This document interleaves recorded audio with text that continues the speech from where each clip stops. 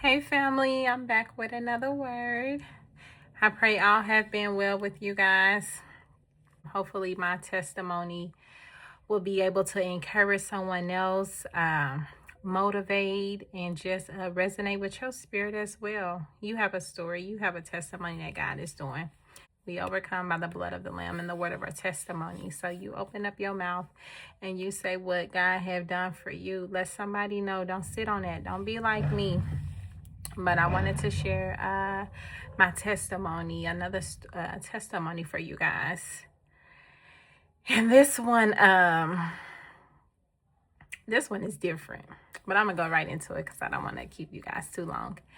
Okay, so this was a couple years back, hanging out with a crowd that I shouldn't even been hanging with from the jump. It wasn't even my type of crowd, but I guess that point in my life, that's where I was at. I ended up getting involved in some things that they were involved already in. They done talked me into doing it. You know, once you step a foot, the devil gonna go the whole mile. And I end up getting caught in some things. I end up going to jail. Finally getting, apprehended, not even knowing that my name was, I had a warrant out for my arrest. I didn't know none of this stuff. But God is so good to me. So I end up, hanging with these group of girls. They was already involved in some things, I'm getting involved. I'm going with them. I'm around them. We just partying, drinking, smoking, all the above. And I just got myself into so much worldly things. And all this time, like I tell you guys, the hand of God was on my life. I was used to be uncomfortable, didn't even fit in. I used to be like, what am I doing? Trying to fit in, trying to do what they do, just looking so silly. But God is good. So long story short, I'm getting sidetracked. I end up going to jail, end up getting caught due to the things that I was involved in. I wasn't scared or anything. I built up this wall of just steel where I feel like at that point in my life, what's the worst can happen? It is what it is at this point. So I end up getting out of jail, or they let me out, gave me a bond. I got out of jail, and maybe right after that, I say maybe 2 months later, they put a warrant out for my arrest. And I'm so just so gone, just so far in, the street life. I'm changing my tags. I'm changing out cars. I'm not driving the same vehicle. I'm throwing away phones, just any way that they can, track me down. I just we about to just go on the run. Y'all looking for me? Y'all got to find me. Like, my mentality was so just different. So I end up turning myself in, getting a lawyer, turning myself in. And when I was in jail, I went in that day, maybe around 12, I turned myself in. This was like 2 months later. That whole 2 months, I was just moving strategic, different. I was never in my vehicle. I was just doing whatever I wanted to do still. And then I end up I need to get this taken care of. God is like, get this taken care of. I was scared, you guys. I did not want to go turn myself in. I'm like, even though my lawyer talked to these people, they said it's okay. They gonna, I'm gonna get in and get right back out. Just, it's better for me to, freely come and turn myself in, and them not coming out finding me. Better is me getting out with a bond. So long story short, I end up going in there scared, but I did it. As soon as I told them my name, they done click. I said, wait a minute. He didn't tell me God was getting handcuffed and all this. But of course, they got a procedure they got to follow. So they took me through the basement, took me through a long hall. Next thing I know, I started seeing jail, like the cells and cellmates and all kind of stuff. I'm like, what's going on here? I know I ain't about to go inside of a cell now. But long story short, so what happened was I ended up getting booked in, took fingerprints, all that, and I was just like in a big module, like a big, I think they call it like the module or something. I don't know. But it was like men, women, everybody coming in and just signing getting they self booked in the system and all that. They like, okay, they called me up, did everything. They like, well, we gonna check and see if you don't have any warrants. If you don't have any warrants, you're good to go. I'm like, okay. I'm thinking like, okay, now, Lord, God got me. You got me, Father. My lawyer, he done talked to them. So this is working as it needs to be now. Man, I'm sitting there, you guys, 6 hours done passed, 7 hours done passed. All kind of thoughts came in my head. I'm like, what in the world is going on? These people is trying to keep me. This is not for me. This is not for me. So when they finally released me, and I went home. Oh, long story short. Let me go back. I'm sorry, guys. Let me go back. Before I end up going to jail, I end up going to church. We had like revival. Like I told you, I was still in church. I knew God. I'm just getting straight away. 1 foot in, 1 foot out. Got hooked up. The enemy gave me people and start just taking on they type of spirit and the things they did. And it was already familiar to me due to I grew up in that type of, environment, but I always just saw myself doing something different. Long story short, I ended up going to church and the pastor walked past me. He said, I don't know who this for, but God told me he gonna get you out of this.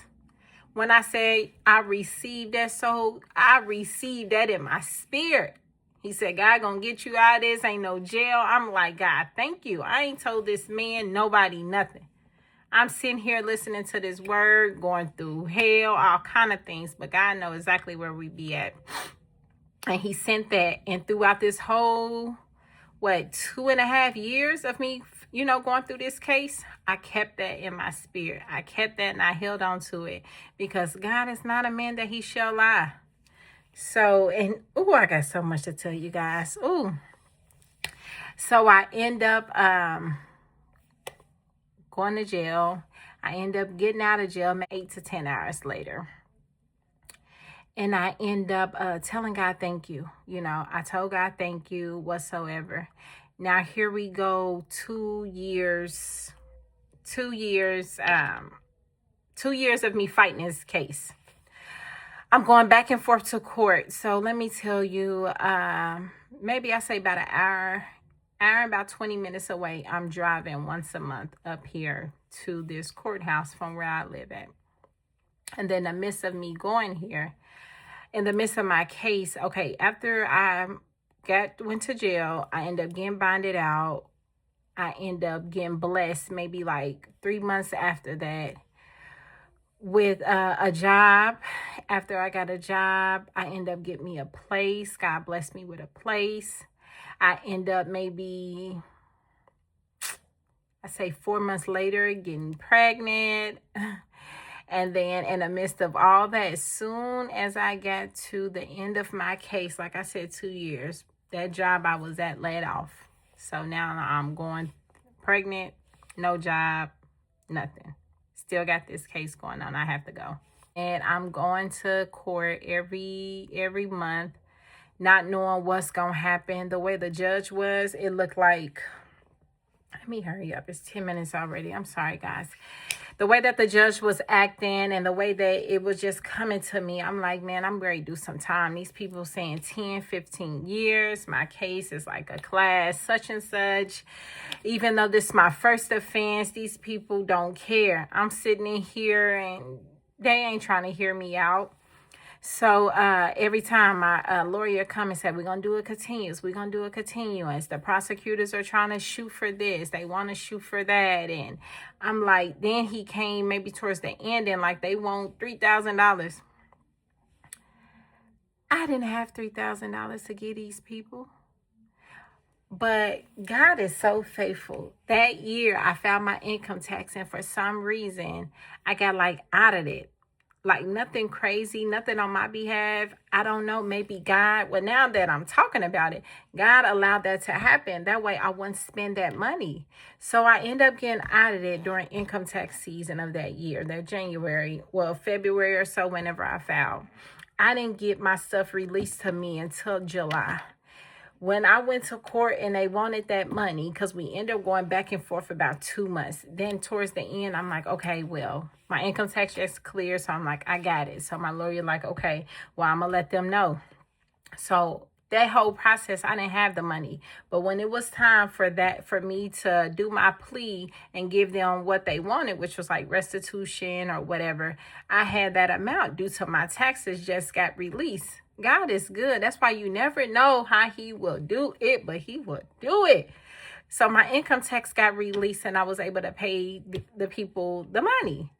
So I end up giving them their money. They end up put me on 2 years of paper. This was my sentencing day. And through this whole process, guys, it was me by myself. Me and my baby in my belly going through this, you know. I didn't have nobody go to court with me. Nobody, nobody really knew of this but a couple people. And it was just like I was walking this alone. So I was fearful. I would leave out of court and go touch the building. Just do what God say do. He'll say, touch the building and pray. And I touch it and pray. And I seen that wasn't nothing happening month after month. But God did everything. So in the midst of this, I was able to give the people the restitution because my bill, the income tax had been released. So I was able to pay that. So after that, I end up getting on paper. I'm still not working. And every time I go see my PO officer, I have to give them, I think it was like $25 or $50 a week. I went to see them like every Wednesday. I went through that. I was able for 2 years of me having paper, give them $25 without working. And I have my baby and everything by now. And I finally finished everything. My name got expunged. There's nothing on my record. Everything just was smooth sailing. What blessed me was my last day to come and sign off completing everything that the judge ordered. And the director of the probation officer came to me, and I guess that's who I had to see for like my, exit. He have to sign off on everything. So when they called me to his office, I'm like, oh, this is the head man, what I'm doing here. So he wanted to congratulate me. He said, I congratulate you. He said, oh, Lord, getting emotional. He said, I can congratulate you. I want to tell you, you are an amazing person. This is not you. I never want to see you in here again. The stuff that's on this paper and looking at you is two different stories, two different people I'm looking at. He said, he was just telling me who I was, giving me my real identity back, And he said, I'm going to tell you something. Your name will forever be mentioned. He said, because I'm here and all this is done without you being employed. You a new mom and everything. You never missed not one payment. You never did anything to violate your papers. So I'm going to tell people that walk in here, if she did it, then it can be done. And that blessed me so much because it was nobody but God. And it took somebody to come in to tell me who I was again. I was not that individual, but it just shows that God is so, so faithful. And I end up, my name was never, had no felon on it. I never, all my jobs been good jobs, good paying jobs. Nothing's on my record.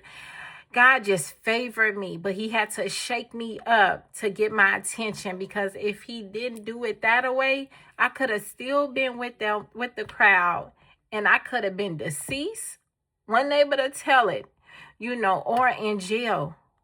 But God said, not only I gave you grace and mercy and gave you a do-over, I blessed you with a child, somewhere you can sit down and get focused. And not only that, just the process of the faith walk in that. Imagine not having no job. These people still want their money. Not knowing if your freedom is going to be taken every once a month you walk up in here. Not having a job. Just all these different things. But God did it, y'all. Did it. My baby did not go without diapers. My bills continue to be paid every month. I was able to give $25.